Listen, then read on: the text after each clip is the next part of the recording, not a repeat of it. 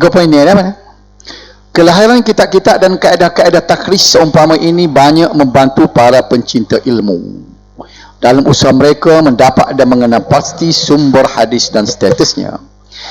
Tinggal lagi sekalipun dibantu dengan kitab-kitab takhrij karya ulama-ulama silam, umumnya tidak mengetahui cara mendapat dan mengenal pasti hadis-hadis dengan mudah dan cepat. Ini berikutan kurangnya pengetahuan tentang metodologi dan susunan kitab-kitab hadis. Kita nak juga tahu kaedah dia baru boleh. Sedangkan kitab-kitab takhrij hanya menunjukkan sumber asal hadis secara ringkas tanpa menyebutkannya secara detail. Dia royak gitu je. Hadis ni duduk mana kan? Sebagai contoh, mereka hanya menyatakan hadis ini diriwayatkan oleh Al-Bukhari dan sahihnya kitab As-Salah bab Al-Qiraah Al-Fatihah tanpa menyebut juzuk dan halaman. Ya, tapi tak apa, sekurang-kurangnya ruang yang sempit dia boleh kita cari dah. Ini menyebabkan kesukaran untuk mendapatkan hadis dengan cepat. Nampak dah? Sinilah peranan komputernya. Dia sebut, tengok dalam kitab takhrij dia akan sebut. Kitab ni ada dalam kitab Bukhari, sahih dalam sahihnya, dalam kitab As-Salah, dalam babul Qiraah Al-Fatihah. Kita pun kena cari. Oh, lama nak boleh tidak? Jumpalah hadisnya dengan sanad dia. Berbanding dengan komputer.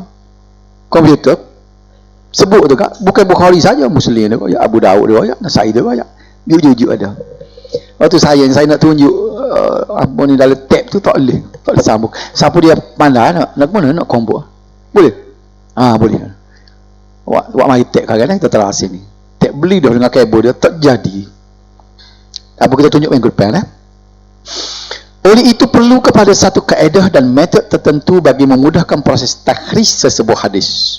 Maka ilmu takhrij maju setapak lagi apabila lahirnya karya-karyanya disusun khusus bagi mengkaji dan menjelaskan beberapa kaedah dan metodologi takhrij.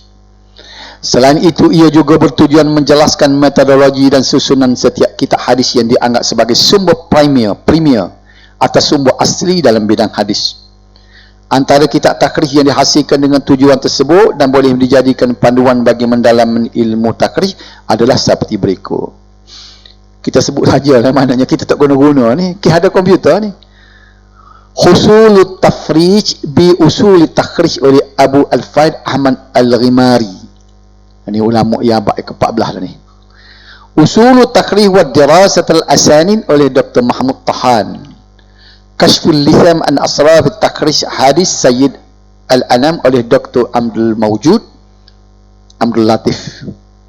Turuq Takhrij Hadis Rasulullah sallallahu alaihi wasallam oleh Dr.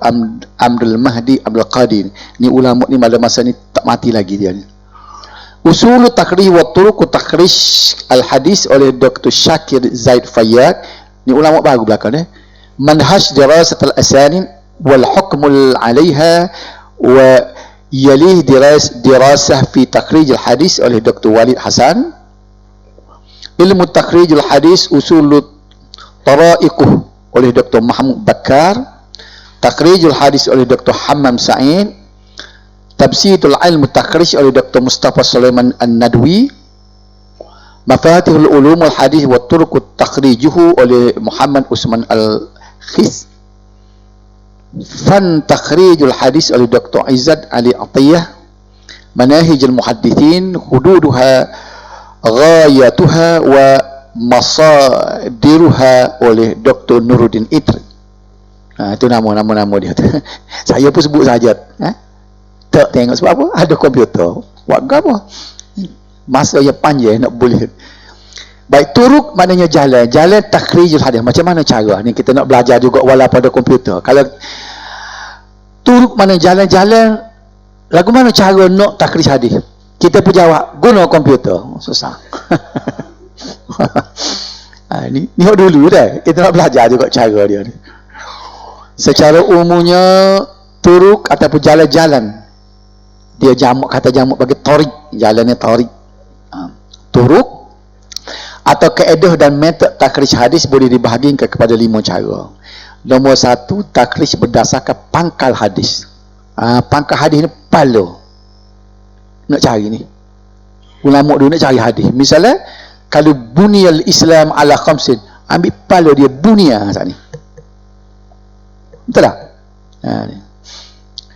Takhrij hadis melalui pangkal hadis bermaksud mentakhrij sebuah hadis berdasarkan pangkal hadis atau lapas awal hadis.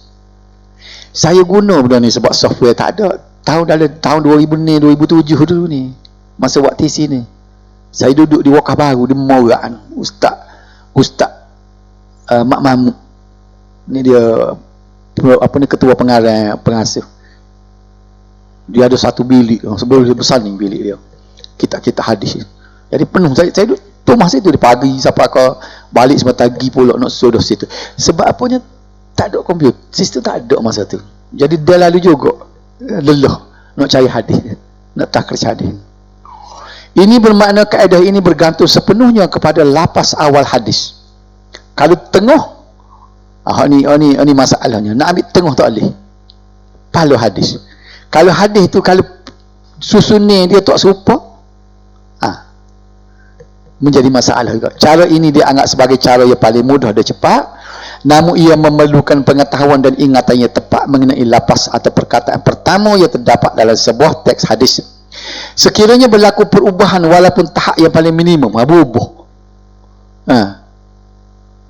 Kalau dia misalnya bunyal Islam kalau dia tukar Islam bunya ala khamsi, dia tukar pula.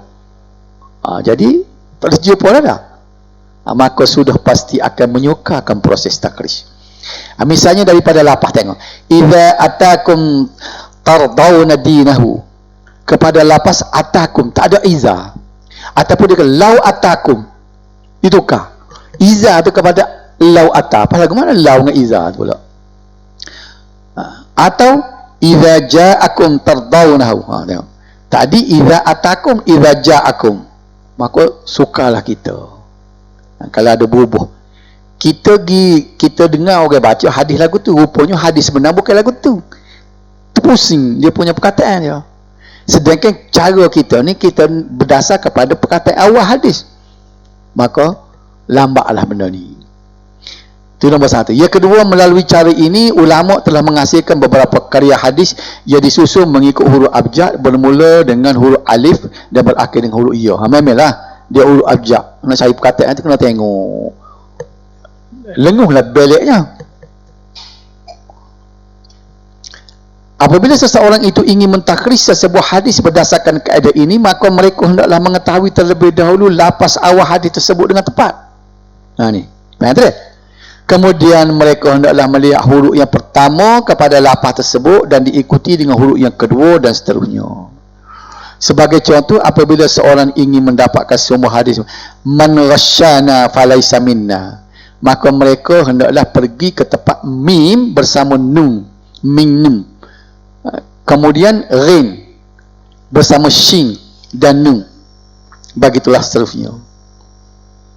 Terdapat 3 kategori karya hadis jenis ini, ialah kitab yang mengumpulkan hadis-hadis yang masyhur dalam kalangan orang ramai dan disusun mengikut huruf abjad, seperti kitab At-Tazkirah fil Ahadits al-Masyhurah oleh Badruddin Az-Zarkashi, Al-Maqasid Al-Hasanah fi Bayan Katsir min al-Hadits al-Masyhurah ala al-Sinah oleh Asy-Sakhawi, Tamyiz at-Tayyib min al-Khabith fima yadur ala al-Sinatin Nas oleh Ibnu Daibah Asy-Syaibani.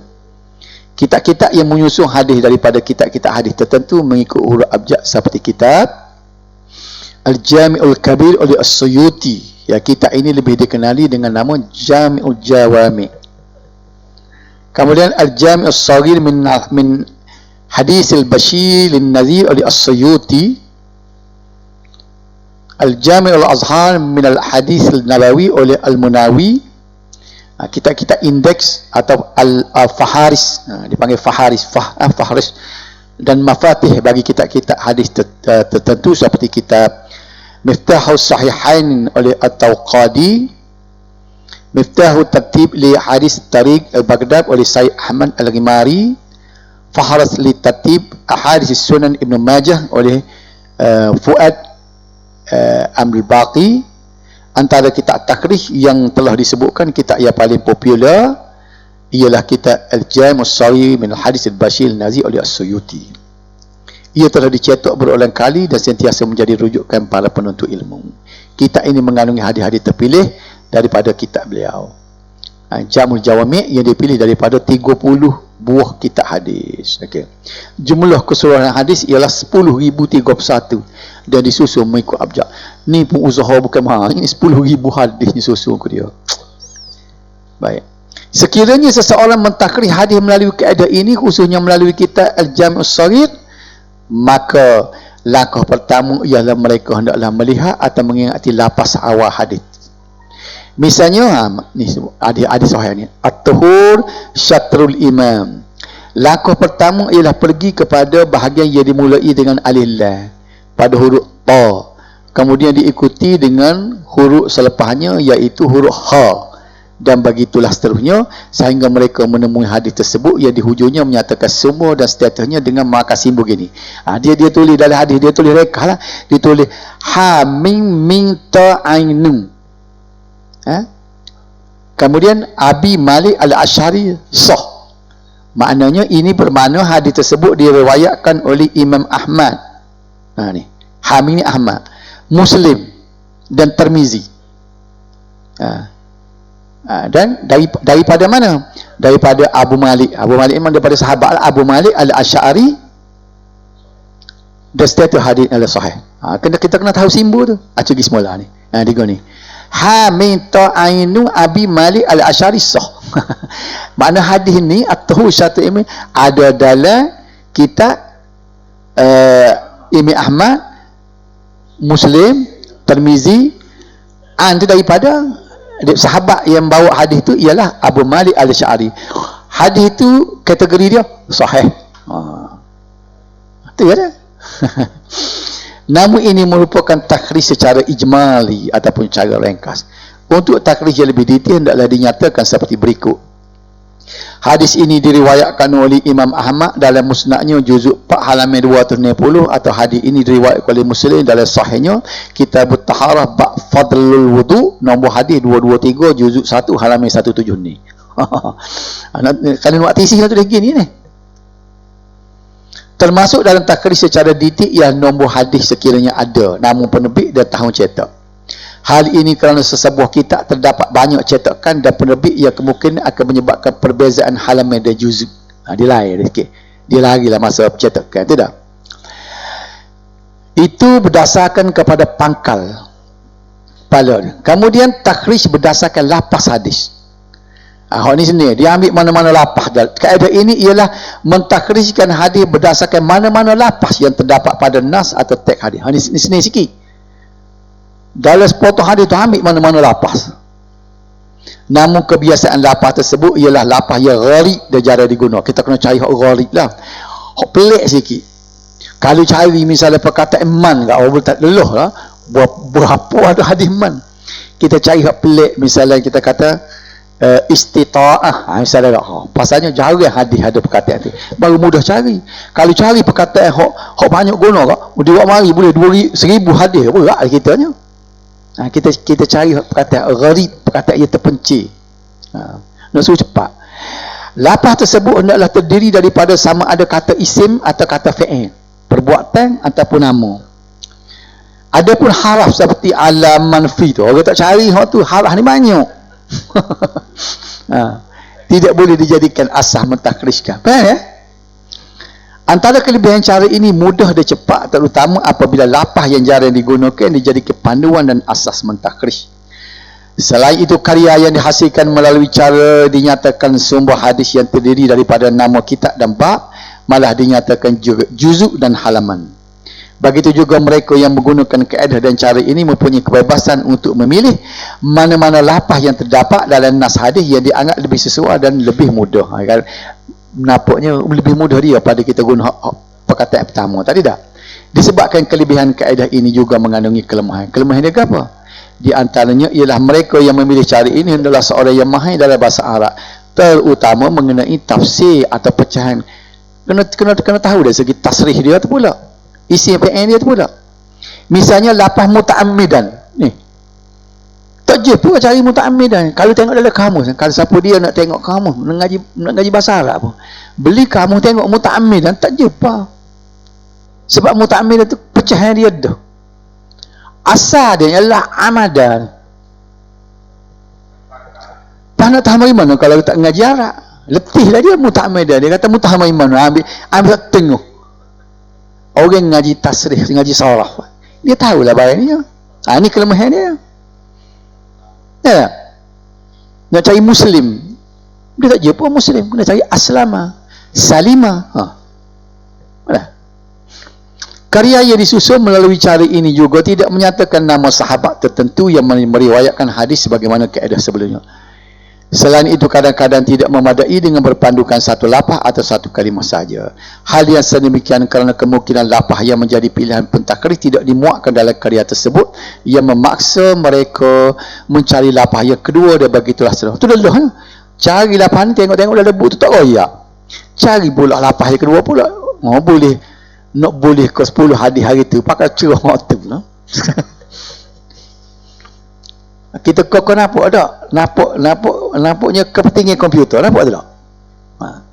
Antara karya yang dihasilkan bagi tujuan mentakhrij hadis berikut kaedah ini ialah Al-Mu'jam Al-Mufahras li Al-Fazil Hadis Nabawi oleh sekumpulan orientalis barat. Ini sebut tadi ni. Ia paling lengkap ni. Ia diketuai oleh Dr. A.J. Winsick, Profesor Bahasa Arab di Leiden University. Orang putih bang. Ni yang paling lengkap ni. Kemudian Fahras li Al-Faz Sahih Muslim oleh Muhammad Fuad Abdul Baqi. Fahras li Al-Faz Sunan Abu Daud oleh Mustafa Al-Bayuni. Antara karya takhrij melalui kaedah ini yang paling masyhur dan paling meluas bab penyebaran ialah Mu'jam Al-Mufahras li Al-Faz Al-Hadis An-Nabawi. Kitab ini mula dihasilkan oleh Dr. A.J. Winsick, seorang orientalis barat dan Profesor Bahasa Arab di Leiden University tadinya. Beliau dibantu oleh sekumpulan orientalis barat yang lain. Dia ada tim dia. Lebih rajin pada orang Islam dia ni. Kitab ini dihasilkan bagi memudahkan proses mendapatkan hadis-hadis yang terdapat dalam 9 buah karya hadis. Tengok. Banyak orang lain buat. Nak cari dalam Muslim ke Bukhari. Ni 9 kitab hadis. Bukan Sunan Sittah 9. Dia buat tim dia ni. Sebab itulah kitab ni. Banyak ulama ada kitab ni. Kita tanya siapa dia nulis. Orang talis tulis. Supaya juga kamus yang terbaik. Kamus kamu tadi tu bukan atau kamu asap. Saya tak ingat nama kamu tu. Orang kafir juga buat. Kamu haram. Atau ingat saya nama lama tu.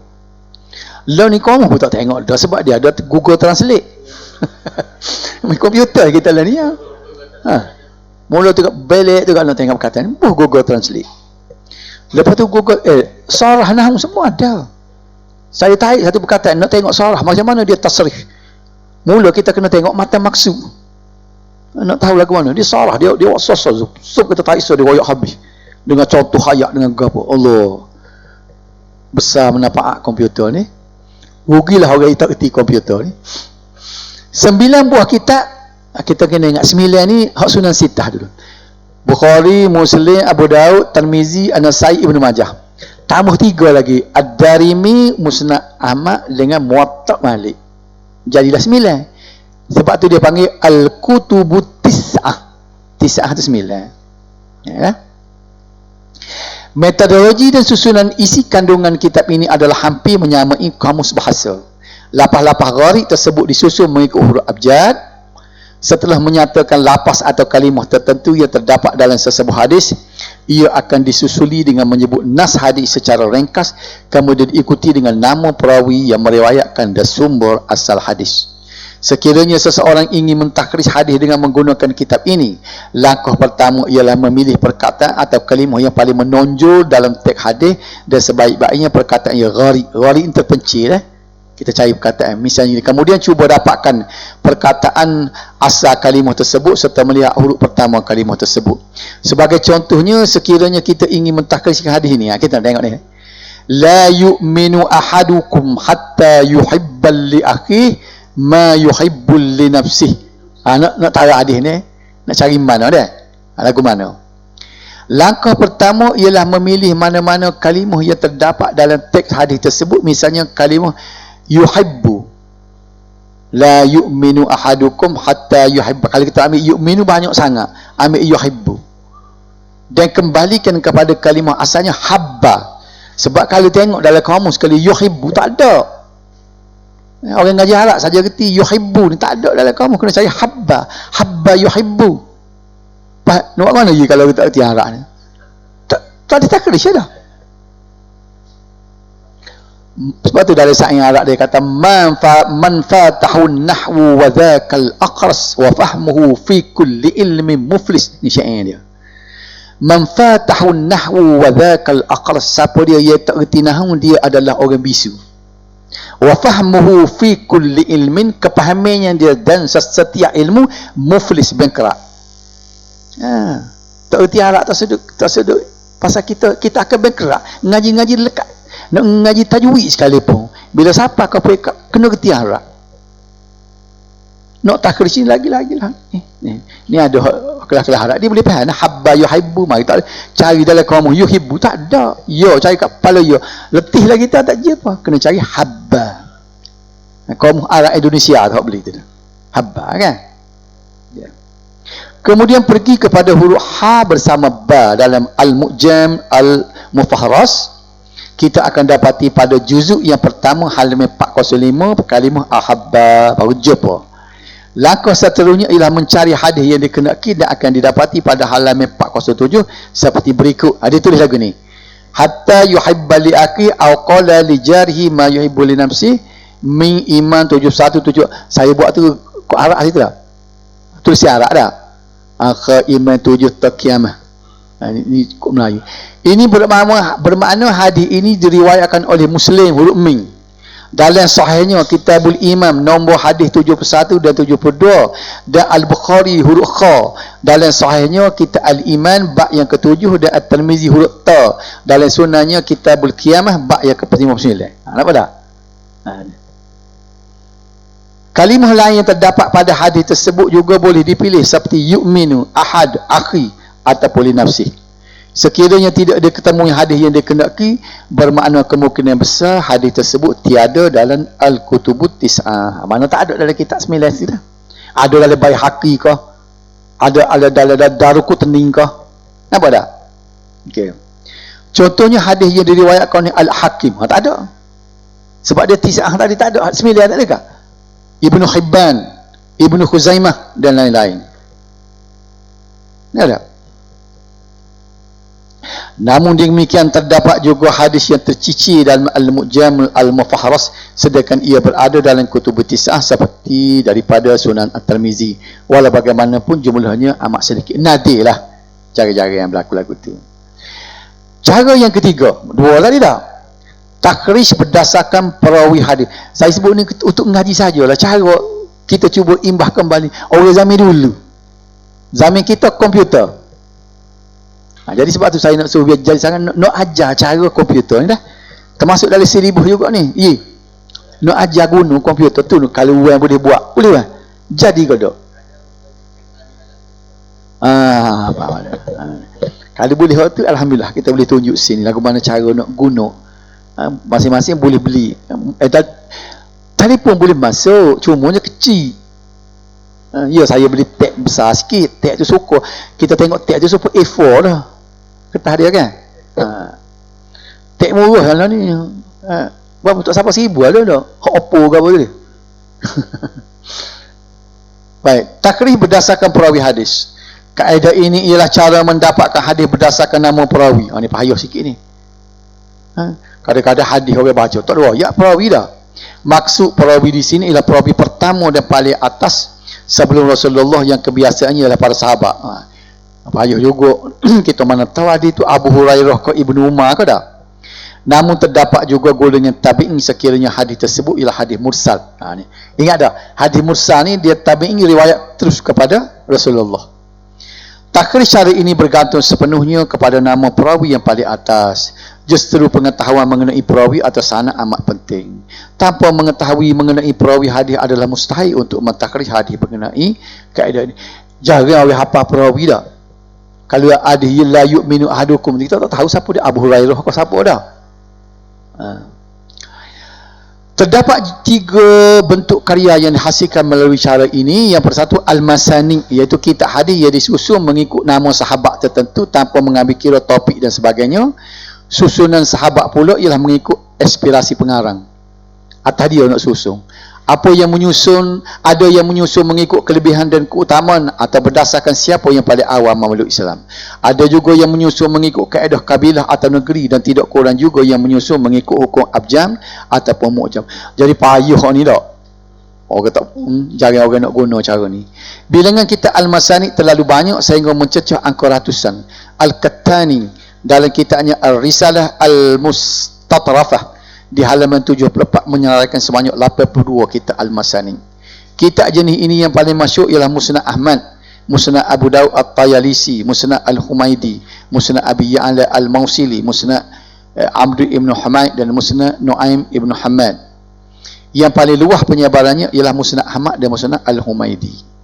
Kemudian Al-Ma'ajim. Al-Ma'ajim ni dia susun mengikut masani as-sahabah, syuyuh guru-guru atau buldan negeri dan lain-lain. Namun yang dimaksudkan di sini ialah kitab hadis yang menyusun hadis mengikut nama sahabat saja. Kebiasaannya disusun mengikut abjad. Antara kitab Al-Ma'ajim yang masyhur ialah Al-Ma'ajim Al-Kabir, Al-Ma'ajim Al-Awsat dan Al-Ma'ajim As-Saghir oleh At-Tabarani. Mu'jam As-Sahabah oleh Al-Hamdani dan Mu'jam As-Sahabah oleh Abu Ya'la Al-Mausili. Antara kitab-kitab tersebut pula yang paling masyhur ialah Al-Ma'ajim Al-Kabir, dan dianggap sebagai kitab Al-Ma'ajim yang paling besar kerana mengandungi 60,000 hadis. Oh, banyaknya. Kemudian Al-Atraf. Banyak. Ia disusun mengikut sahabat lah kan. Kitab yang mengumpul pangkal-pangkal atraf atau sebahagian daripada hadis daripada kitab-kitab tertentu, disamping mengumpul sanad-sanad yang berbeza. Pada kebiasaannya penyusun kitab Al-Atraf menyusun hadis mengikut nama sahabat mengikut susunan abjad. Contohnya kitab Atrafus Sahihain ialah kitab yang mengumpul hadis-hadis daripada Sahih Al-Bukhari dan Sahih Muslim yang disusun mengikut masanid sahabat secara abjad. Misalnya dimulakan dengan sahabat yang namanya bermula dengan huruf alif seperti Anas bin Malik.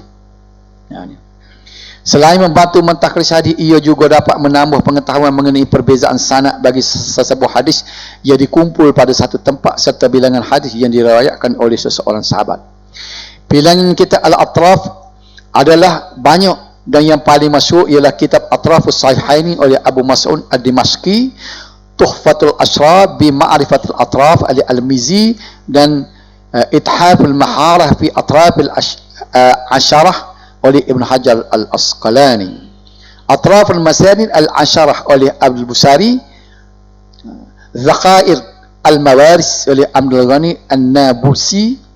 Sementara yang paling meluas penyebaran dan penggunaannya ialah Tuhfatul Ashraf bi Ma'rifatul Atraf oleh Al-Mizi. Kitab ini mengumpul hadis-hadis daripada Kutubus Sittah dan juga hadis daripada kitab-kitab yang berkaitan dengan Al-Kutubus Sittah seperti Muqaddimah Sahih Muslim, kitab Al-Marasil oleh Abu Daud, dan Amalul Yawm wal Lailah oleh An-Nasa'i. Al-Ilah dan Al-Syama'il oleh At-Tirmizi. Sekiranya seseorang ingin mentakhris hadis melalui cara ini, khususnya kitab Tuhfatul Ashraf bi Ma'rifatul Atraf, langkah pertama ialah memastikan nama sahabat yang meriwayatkan hadis. Mana kalau tak tahu sahabat mana riwayatkan hadis, tak boleh cari hadis. Jadi tak popular sangat acara ni tak. Apabila nama sahabat telah ditemui, hadis yang dia kendaki itu hendaklah didapati. Sebagai contoh, sekiranya ingin mendapat hadis riwayat Jabir bin Abdullah. Tengok ni. Idza qataba ahadukumul mar'ah fa in istata' an yanzura ila ma yad'uhu ila nikahiha falyaf'al. Langkah pertama ialah pergi kepada huruf jin, maka akan diketemui pada juzuk 2 sebagaimana berikut. Tengok. Hadis tadi ujung dia ditulis da fi nikah 19. An Musaddad an Abdul Wahid bin Ziyad bin Muhammad bin Ishaq an Daud Husain anhu bi kaza. Ini bermakna hadis ini diriwayatkan oleh Abu Daud dalam Kitabun Nikah bab yang ke-19 dengan sanad tersebut. Apabila dirujuk kepada Sunan Abu Daud, kita akan dapati pada juzuk yang kedua halaman 385. Itu cara takhrij berdasarkan kepada nama sahabat. Kemudian yang keempat, takhrij berdasarkan topik hadis. Ada 15 minit lagi ni. Kaedah ini ialah mendapat hadis berdasarkan tajuk dan topik. Boleh juga kita cari hadis ni berdasarkan kepada tajuk. Ini bermakna maksud dan intipati hadis dijadikan asas dan panduan dalam mentakhrij hadis tersebut. Kena tahu bab apa? Bab solat ke, bab wuduk ke, bab tayamum. Ini nak kepada pakarannya, kita tengok hadis tu. Kita ingat ada dalam bab kau tu kena duduk lai. Saya gaji guna je tengok cari dalam bab tak jumpa, duduk lai rupanya. Langkah pertama ialah menentukan dan membataskan topik sesebuah hadis, dan tentunya ia memerlukan kemahiran dalam bahasa Arab. Kemungkinan pula satu hadis mengandungi lebih daripada satu tajuk, dan ini memerlukan kepada kemahiran pentakhrij untuk menentukannya. Contohnya, cuba tengok ni. Bunyal Islam ala khamsin. Merangkumi topik syahadah punya juga. Dibina Islam tu atas 5 perkara. Bab salah pun ada. Bab saum puasa, bab zakah. Pasalnya rukun Islam belaka tu. Dah haji. Apa nak cari mana? Malah hadis ini juga boleh merangkumi topik iman dan tauhid. Payah lagu ni. Lebihlah baik kita cari berdasar kepada perkataan dia bunya tadi. Cari bonung dia. Dah. Paling nak cari topik ini. Kau lagu mana dah? Antara kelebihan takhrij melalui cara ini ialah ia tidak memerlukan maklumat tambahan selain nas atau teks hadis. Bahkan makna atau maksud hadis sudah memadai untuk dijadikan asas bagi mentakhrij sesebuah hadis. Jadi mana kita tak sikap perkataan pun tak apa ni. Tengok topik. Sebut mudah tapi nak buat payah ni. Cara ini juga boleh melatih seseorang untuk memahami fiqh hadis. Dari segi fiqh pemahaman satu hadis tu, kita boleh tahu bahawa ni duduk tajuk ni. Okey. Namun ia juga boleh menyukarkan payah dalam usaha mencari hadis melalui kaedah ini, kerana terdapat hadis yang maksudnya tersirat dan tersembunyi dan menyukarkan untuk membataskan topiknya. Selain itu pula, interpretasi seseorang pengarang terhadap hadis juga menimbulkan kesukaran pembaca untuk menentukan topik bagi mentakhrijkan hadis melalui kaedah ini. Atas interpretasi dia, atas pahami pengarang. Dia kata hadis ni kena duduk bahagian solat misalnya. Kita pergi cari bahagian syahadah. Oh, tak jumpa dah. Kitab-kitab takhrij yang berdasarkan kaedah ini juga boleh dikategorikan kepada 7 kategori. Allah, banyak dah. Kitab takhrij secara umum. Kitab takhrij yang mengumpulkan hadis-hadis secara umum tanpa terikat dengan kitab tertentu, tetapi hadis-hadisnya disusun mengikut topik tertentu. Antara yang paling masyhur ialah kitab Kanzul Umman fi Sunanil Aqwal wal Af'al dan Muntakhab Kanzul Ummal, kedua-duanya oleh Al-Muttaqi Al-Hindi. Kitab takhrij kepada kitab-kitab tertentu yang keduanya. Kitab yang mengumpul hadis-hadis daripada kitab tertentu dan disusun mengikut topik. Antaranya masyhur ialah Miftahul Kunuz Sunan oleh Dr. A.J. Winsing, dan dialih bahasa ke bahasa Arab oleh Muhammad Fuad Al-Baqi. Orang putih dulu menulis kitab. Al-Mughni an Haml al-Asfar fi takhrij ma fi al-Ihya al-Akhbar oleh Al-Iraqi. Kitab kemudian yang ketiga, kitab takhrij kepada kitab-kitab fiqh. Antara kitab jenis ini masyhur ialah Nasbur Riwah fi takhrij Haris al-Hidayah oleh Az-Zallai, dan kitab Talkhis al-Kabir fi takhrij Haris al-Rafi'i al-Kabir oleh Ibn Hajar al-Asqalani. Kemudian yang keempat, kitab takhrij hadis-hadis ahkam, hadis hukum. Kitab yang mentakhrij hadis-hadis hukum sahaja tanpa mengambil kira kitab. Saya baca cepat-cepat ni sebab dia maklumat ni kan. Tidak benda payah. Antara yang paling masyhur ialah kitab Muntaqal Akhbar min al-Ahkam oleh Majduddin Ibn Taymiyah, dan kitab Bulughul Maram min Adillatil Ahkam oleh Ibn Hajar al-Asqalani. Kemudian yang kelima, kitab takhrij hadis-hadis at-targhib wa tarhib. Kitab yang mentakhrij hadis-hadis yang berkaitan dengan tarhib, atau galakkan melakukan kebaikan, dan tarhib daripada melakukan kejahatan. Antara yang masyhur ialah Targhib wa Tarhib oleh Al-Munziri, dan Az-Zawahir an Iktirafil Kabair oleh Ibn Hajar Al-Haytami. Kemudian yang kena, kitab takhrij hadis-hadis tafsir. Kitab yang mentakhrij hadis-hadis daripada kitab tafsir. Misalnya antara yang masuk ialah Ad-Durrul Mansur fi Tafsir Al-Maqsur oleh As-Suyuti, Al-Kashfu Syaf fi takhrij ahadits kasyaf oleh Ibnu Hajar al-Asqalani dan Tafsirul Quran al-Azim oleh Ibnu Katsir.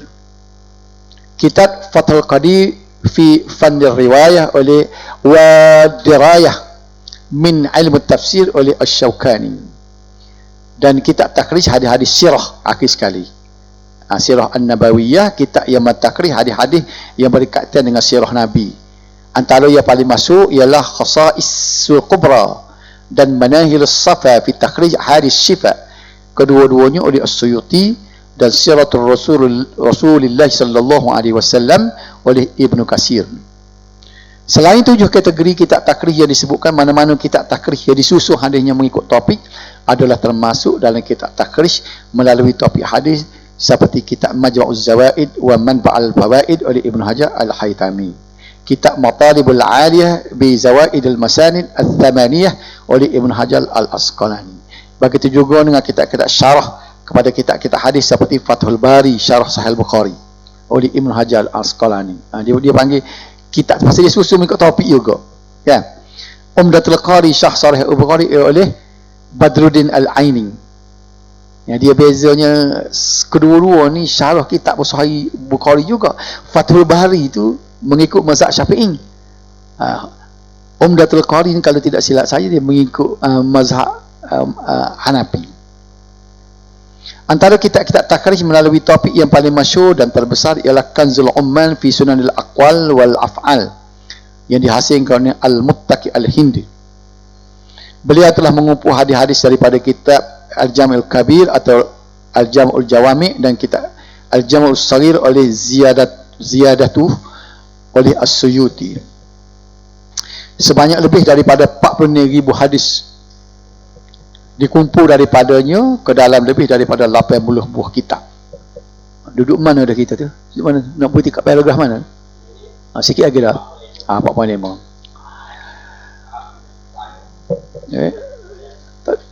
Selah lagi. Ada cang. Maknanya minggu depan ni tak boleh syati lagi dah.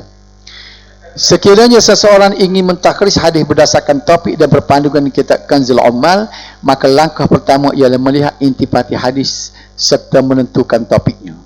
Kemudian melihat kepada indeks kitab untuk memastikan kedudukan yang dicari. Langkah seterusnya ialah memastikan adakah hadis tersebut hadis qauli perkataan atau hadis fi'li. Kita tahu perbuatan ke hadis itu qauli. Misalnya hadis ni, la hasada illa fisnatain, rajulun atahu Allah al-Quran wa huwa yaqumu bihi ana al-layl wa ana al-nahar, wa rajulun atahu Allah ma la fa huwa yunfiquhu ana al-layl wa ana al-nahar. Hadis ini boleh dicari di bawah topik kelebihan membaca Quran pun boleh. Fadlul tilawah Quran, dan termasuk dalam kitab Al-Azkar, dan didapati pada bab yang ketujuh fi tilawatul Quran wa fadailih, iaitu pada juzuk pertama halaman 522 nombor hadis 2339. Pada penghujung hadis akan dijumpa istilah berikut, ditulis hamim qaftaha ainun abi Umar Ibnu Umar, iaitu hadis ini diriwayatkan oleh Ahmad, hamim tidak, Al-Bukhari dan Muslim. Okey. At-Tirmizi, Ibnu Majah daripada Ibnu Umar. Ada 4.5 tu akhir sekali dah. Ada alik sana ada muka surat apa? Oh, banyak lagi. Kedai. Nak buat apa ya? Habis semester. Habis. Kitab baru. Tak boleh sibuk salah minggu depan dah. Minggu depan tu saya koyak lepas ni dah. Kita pergi sini 4.5 takhrij berdasarkan sifat dan status hadis. Pasal gini sebenarnya gini kita nak baca pengetahuan saja ni, sebab tak mustahak mana ni. Sekadar nak tahu jelah. Sebab hak kita gunanya hak tadi, hak dua mula-mula tadi, pangkal atau perkataan tu ya. Ni jaga orang buat ni. Nak tahu sifat status hadis, nak tahu mana? Takhrij berdasarkan sifat atau status hadis bermaksud sama ada jenis, bentuk atau status hadis. Bukan tak tahu lagu mana, kita tak reti nak buat ni. Kena ilmu mendalam. Sifat-sifat juga meliputi sama ada matan atau sanad, dan kedua-duanya sekali. Takhrij melalui cara ini memerlukan pengetahuan yang cukup mengenai pembahagian hadis dari aspek periwayatan, penerimaan, penolakan dan lain-lain. Contohnya hadis mutawatir atau kursi ataupun maudhu', bagi mentakrih hadis-hadis tersebut, ulama telah menghasilkan beberapa karya khusus yang mengumpulkan hadis-hadis tersebut. Misalnya, mentakrih hadis-hadis yang bersifat kepalsuan ke dalam kitab-kitab hadis maudhu'. Antara keistimewaan takrih melalui cara ini ialah mudah dan cepat. Hal ini kerana selain bilangan hadis yang mempunyai sifat-sifat tertentu dan terbatas, ia juga pada kebiasaannya disusun pula mengikut topik dan tidak kurang juga yang disusun mengikut urut mu'jam. Misalnya kalau dia kumpul hadis ni hadis maudhu', so mudah kita cari dah. Dia tengok sifat hadis tu. Hadis yang mutawatir, so sifat lah. Namun terdapat juga kelemahannya. Antaranya ialah kemungkinan perbezaan pandangan antara seorang penyusun dengan penyusun yang lain dalam menilai dan mengklasifikasikan sesuatu. Baik gini, ada ulama hadis kata hadis ni dhaif, ada kata hasan. Kalau kita cari dari pengarang ni dalam kumpulan hadis dhaif, tak jumpa sebab dia bubuh dalam kumpulan hasan. Nampak tak? Ni masalah dia pula ni. Karya kitab-kitab jenis ini terlalu banyak, tetapi secara umumnya dapat dibahagikan kepada beberapa bahagian seperti berikut. Misalnya kitab-kitab hadis mutawatir. Ni. Ia mengumpul hadis-hadis yang dianggap memenuhi syarat-syarat mutawatir. Antara yang paling masuk ialah Al-Azhar Al-Mutanathirah fil Hadis Al-Mutawatirah oleh As-Suyuti. Kitab ini mengandungi 113 hadis mutawatir, dan kitab An-Nazmul Al-Mutanathir min Al-Hadis Al-Mutawatir oleh Al-Kattani. Kemudian ia pula hadis kursi pula. Kitab hadis kursi ni kitab yang berkumpul hadis-hadis kursi. Tak hilang pucuk dak gapo hadis kursi mutawatir. Kamu tak ingat betul. Kitab yang berkumpul hadis kursi. Antara yang paling masuk ialah kitab Al-Ittihafat fi Sunanil Ahadits Al-Kursiyah oleh Al-Madani. Kemudian kitab hadis masyhur. Maksud masyhur ni hadis yang masyhur di kalangan orang ramai. Ada dua kan? Bukan hadis ahad masyhur tu. Ada. Nama tukar waktu tu. Masyhur bukan istilah ni. Masyhur yang masyhur disebutkan lidah ramai orang ni.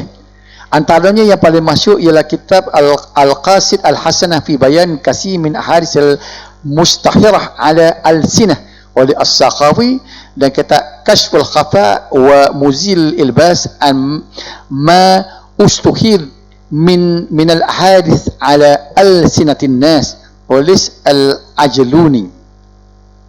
Kitab Tamyiz at-Tayyib min al-Khabith fima yadur ala al-sinatin nas min al-hadis oleh Ibnu Ad-Daiba. Kemudian kitab-kitab hadis mursal. Ni kena tengok mula tu gapo mursal pula tu dah. Kitab yang mengumpul hadis-hadis yang diriwayatkan oleh at-tabi'in daripada Rasulullah, ia dikenali sebagai hadis mursal. Antara yang paling masyhur ialah kitab Al-Marasil oleh Abu Dawud. Kemudian yang kelima ialah kitab hadis dhaif. Kitab yang mengumpul hadis-hadis yang dianggap dhaif kerana tidak memenuhi syarat hadis sahih dan sahih. Dia ada satu kitab pula hadis dhaif saja berarti. Jadi kalau nak cari hadis, kalau kita tahu hadis itu hadis dhaif, cari buku lah. Sebab kita ngaji ni gapo dia aja. Nak cari hadis. Tajuk nombor 8 ni tajuk nak cari hadis. Antara yang paling masyhur ialah Ad-Du'afa Al-Kabir oleh Al-Uqaili, dan kitab Al-Kamil fi Ad-Du'afa Al-Rijal oleh Ibnu Adi. Selain itu hadis-hadis dhaif juga boleh didapati dalam kitab-kitab hadis yang penulisnya kurang ternama, seperti kitab Nawadirul Usul oleh Al-Hakim At-Tirmizi, Musnad Al-Firdaus oleh Ad-Dailami, Tarikh Dimashq oleh Ibnu Asakir, dan lain-lain. Kemudian kitab-kitab hadis maudhu'.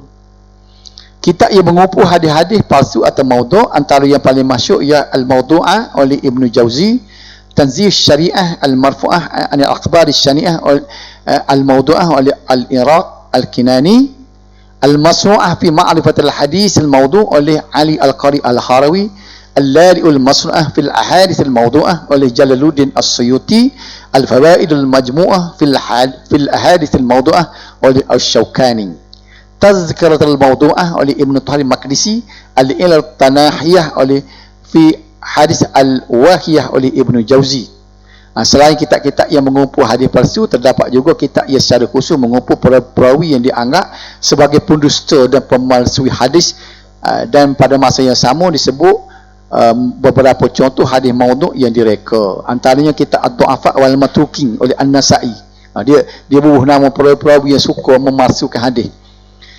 Dan kitab-kitab yang sama namanya tersebut dihasilkan oleh Al-Bukhari, Ad-Daraqutni dan Ibnu Jauzi dan kitab Al-Mizanul I'tidal oleh Az-Zahabi. 5.3. Sekiranya seseorang ingin mentakhrij hadis berdasarkan sifat-sifat tertentu pada hadis atau berdasarkan status, maka langkah pertama ialah melihat kepada sifat yang paling menonjol sama ada pada matan atau sanad atau kedua-duanya sekali.